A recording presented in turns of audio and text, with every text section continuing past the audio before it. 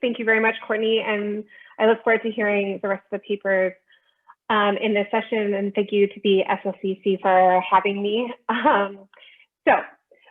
When I first learned about the Middle Ages in school, it felt so remote and alien. We were taught it was a dark age, where the knowledge of antiquity was lost and suppressed thanks to the all-powerful church.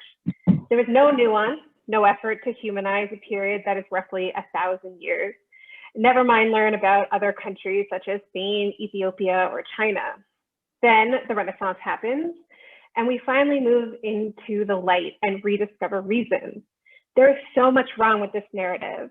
Not only is this outmoded and reductionist, but also to indoctrinate students into the progressivist school of thought. The closer we get to the present, the more evolved we become. The Middle Ages has a rich history of documentation.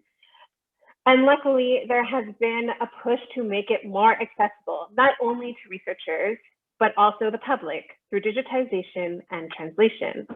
One of the most effective means of grounding students in this alien period is to use microhistories to teach them larger themes. This is hardly discovering the Mediterranean. To illustrate this, I will be discussing 2 case studies that explore not only the history of hospitals in public health, but also touch on ideas of gender, medicine, religious life, corruption, and social capital. The first involves 2 documents from Narbonne, France, the statutes of the hospital of the Cité and the dismissal of Arsène of Barcelona from the same hospital in 1248. The second will focus on chapter 35 from the statutes of the Casa de la Misericordia in Siena, Italy, written in 1331. Before I jump into my case studies, let's touch on public health in the Middle Ages. I should be clear that while the term public health is anachronistic, there's a clear and largely cohesive ideology governing how cities provide for the health and welfare of their people. For example, in the earliest surviving statutes from the Commune of Siena from 1266, they declare that the statutes were, quote, for the good and pacific state of the people and the commune. This phrase was in no way a throwaway. It was practice. Health in this period was more than physical, but also included spiritual, political, and even environmental. Clean air and water were the cornerstones of a salubrious city. The commune policed excess pollution, such as noise, smells, or refuse, which was thought to result in foul-smelling air that could lead to illness. Roads were built to keep dust from accumulating, and Siena had a complex system of fountains in each part of the city, which were fed by an underground stream. There was normally 1 fountain for drinking and 1 fountain for livestock and washing clothes. Additionally, the city donated to and later oversaw Siena's hospitals and leprosaria. These were not just welfare institutions, but also the embodiment of the commune's health. If they were corrupted in any way, it would send a message that there was something festering in the city's body. Hospitals began to be founded in large numbers. Sorry, I put these out of order. In Western Europe in the 11th and 12th centuries, mostly by cathedral chapters or bishops, as you will see in both the cases in Narbonne and Siena. This was also a period marked by urban expansion, growing populations, rural to urban migration, and what we know as the commercial revolution. This revolution is a time when commerce and individual wealth begin to skyrocket, resulting in merchants who looked to invest their money in places to ensure that they would not spend too much time in purgatory for being rich. Hospitals, especially during the 13th century, were seen as a means of accumulating spiritual and social capital by donating to, serving in, or establishing a house. Being connected to these institutions in any capacity was considered desirable. However, with that association came the concern that if the house should be tainted in any way, then the donors, staff, and founders would be tainted. Hospitals and also leprosaria, which exclusively cared for people suffering from leprosy, became integral to the healthcare initiatives of local governments. These houses took in orphans and foundlings and cared for pilgrims, the poor, and the sick. Let us turn to Narbonne. The relationship between the hospital of the Cité, which I will be talking about today, and the Narbonnese government was complicated and did result in them having authority over some of the internal matters of the hospital beginning in about the 1260s. To illustrate this change, I will focus on the statutes of the Hospital of the Cité from the early 13th century and the dismissal of Arsenda of Barcelona in 1248. These two documents provide a sense of the interplay between the hospital and the cathedral chapter, which was founded in some time before 1149. The hospital statutes are from the early 13th century and were in play in 1248 when the chapter exercised its authority to dismiss Arsenda. The statutes for the Hospital of the Cité are very brief, covering only the election of the rector, who was the main administrator, the head of the hospital, and admission of new brothers and sisters. All of these titles do have religious overtones, but do not mistake this for a monastic community. While the hospital was founded by the Cathedral of Saint-Just-Saint-Pasteur, the archbishop, whose palace was adjacent to the hospital, did not have any real authority over its operation. These men and women would have belonged to the laity, the ones who served in the hospital. New members took the cross and their habit from the chapter with, quote, the promise not to hold property and remain chaste, unquote. Noticeably, obedience seems to be missing. The rector's mission was similar. He would be received into the hands of the chapter, take a vow of charity, renounce property, be obedient, and respect the chapter. He vowed to protect the integrity of the hospital, conduct its business in good faith, and care for the sick poor. This is an important stipulation because his failure to do so could have resulted in a corrupt institution, which would not have been able to continue to provide care in Narbonne. If the rector could swear to this, he would receive a cross and the habit. The candidate for rector was expected to care for the patients and protect the hospital, duties which would later, as I mentioned before, in about the 1260s, come under the remit of Narbonne's government. At some point prior to the 24th of September, 1248, the hospital's procurator, Brother Johannes Allegre, had admitted Arsenda without the consent of the chapter. The chapter used her dismissal as an opportunity to reiterate that only it had the power to accept new members. Brother Allegre defended himself by responding, quote, that it was not done out of malevolence, but out of simpleness, and because of this, he did not intend to bring harm to the chapter of Saint-Just. While he went on to acknowledge that Arsenda was admitted without proper due diligence.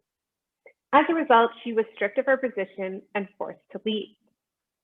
Sadly, we never hear from Arsenda about why she wished to join the house. Taken together, these two documents give us a snapshot into the lives of hospital staff, one that is often difficult to piece together since these documents like these tend not to survive for this period. Arsenda's desire to join the hospital, even as a young woman, would not have been noteworthy in the 13th century, where we see large numbers of both lay men and women entering quasi-religious institutions, such as hospitals or leprosaria, in a period that became historiographically known as the Charitable Revolution. The statute states that there must be chaste, but even in Narbonne, it would not have been uncommon for married couples to join.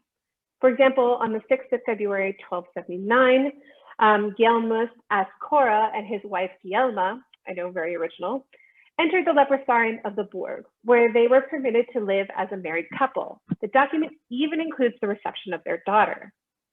The staff in hospitals and leprosaria were not required to cut ties with their family, which ensured that these houses remain rooted in the community. Arsenda's reception is curious, though, because it begs questions to which there are no answers. Why did Brother Allegre circumvent the chapter's rules, which he would have known as an officer of the hospital? Were Brother Allegre's intentions with her more nefarious? Sex scandals were not unheard of. One would rock the hospital of the Bourg in 1304 when it was discovered that that during the tenure of the government-backed administrator Guillaume Beauchamp, several members of the House were having sex with a number of women, married and otherwise. Beauchamp was not replaced until 2 years later in 1306. The documents reporting this incident observed that all of this controversy was not only harmful to the care of the poor, but also Beauchamp had wronged the hospital as an institution. Reputations of the hospital and staff clearly fell within the remit of public health because it was tied to their ability to care for their community. As I mentioned, the Narbonne government stepped in from the 1260s onward in an effort to oversee and protect the hospitals, clearly with mixed results.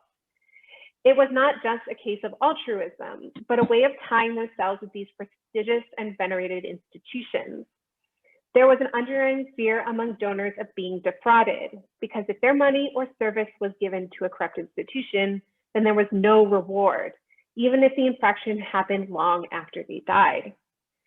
These two documents ground the ideas of the commercial and charitable revolutions of the 12th and 13th centuries, tensions between local, secular and religious authorities, and the role of women in healthcare. While we do not know about the exact forms of care that occurred in the hospitals in Narbonne, if we turn to the 1331 statutes of the Casa de la Misericordia, which was founded in 1251, we can get an idea of what they might have been. Specifically chapter 35, which ordered the brothers of the house to give alms to dona rescapate, or women, or pregnant women or postpartum women. The brothers would bring them bread, wine, chicken, eggs, oil, and lard for cooking. These gifts were to be delivered to the house during the first 15 days after a child was born. The foodstuffs provided appear to be in line with prevailing medical discourse regarding diet and pregnancy. Women would require an iron-rich diet in order to breastfeed their child, which meant that the inclusions of meat and eggs was important. Women in their final trimester were supposed to eat, quote, light and digestible, unquote, foods to keep their organs dilated, thus ensuring an easy birth. This included things like egg yolks, meat, and organs of birds and scaly fish. Additionally, in some cases, if you actually notice on the screen, here's the text of chapter 35 with a translation at the bottom. Additionally, in some cases, the Casa would pay for someone to be seen by a doctor, but we don't know what those cases are. The Casa was running an outreach program for poor women, among others, in a role only they could fulfill since they were men. The dona rescapate were both poor and unmarried. The Latin version of chapter 35 is equally vague, using mulieres. The version that's on the screen here is in Italian, which would also mean women who are married. Despite this ambiguousness, these women were likely had no family-based networks to rely on, which made the Casa and its brothers a welcome resource. The Casa, fortunately, was not their only option. The Ospedale de Monagnese, which at first appears in 1275, was unique in that it accepted pregnant women. Here they could give birth in a clean environment surrounded by staff. While the documents do not expand on the exact knowledge of these women, it is very possible they had some degree of first or secondhand experience when it came to childbirth.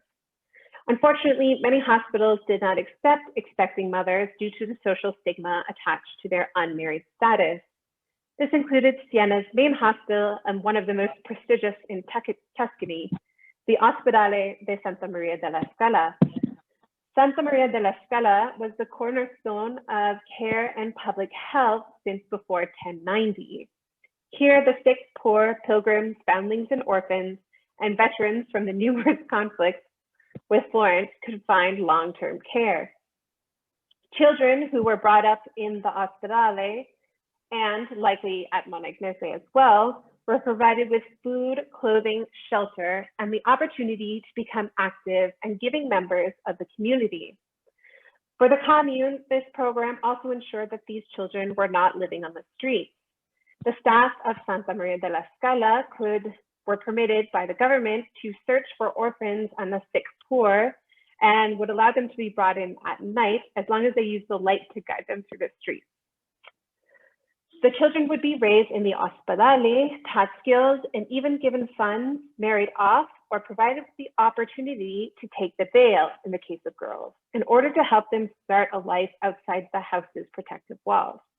If you have a look at the image at the bottom, you will notice that what is the right-hand side, you see a man holding the hand of a woman and a younger man putting a ring on her finger. So we see kind of the different aspects of what a foundling's life would have been like. So if we look at the, what is the left-hand side of the screen for me, we see a woman with a baby. So it shows them from when they were young and orphaned or left as foundlings, and then they would have grown up and maybe been married, and that's the ospedale. Okay. Like the Casa de la Misericordia and the Ospedale di Monagnese, Santa Maria della Scala received money and other incentives from the commune. The commune saw it as their duty to provide and protect these children, and by doing so, they hoped to foster healthy, productive citizens. Women who became pregnant and did not have the support of their families would struggle. However, they did have somewhere to go in order to receive care, despite the fact that some of the rhetoric in the 13th century surrounding Monagnese was not always positive. These three hospitals were the main loci in Siena's network of assistance. In many ways, these institutions existed to replace the familial care and support systems that were lost when people moved to cities. The commune's role as the secular authority in the city was not only to govern, but also to be a nurturing parent that looked out for its children, regardless of their circumstances. I must admit I was a little overambitious with this paper, but it stemmed from a desire to show how rich these documents are. Instead of concluding, I would rather touch on the subject of source literacy. No document is written in a vacuum. When we talk about law in the Middle Ages, or even the statutes from the Casa that I talked about, it always raises questions about practice and reality. In my first case, we can see that Brother Allegre's omission of our senda had a consequence, although not for him. In the case of the Casa, we are not entirely sure how the brothers' actions were carried out or viewed in this period, but we can see from other contemporary documentation that the Casa, as well as other hospitals, were financially supported by both the commune and the people, which in many ways, money means that they approve. There is so much more I could have discussed, such as the role of art in architecture, spaces of power, economy, politics, property, death, and so many more. Public health in the Middle Ages was more than physical health, but also spiritual, political, and even environmental health. And the hospitals were integral to a city's efforts to care for its population. Thank you.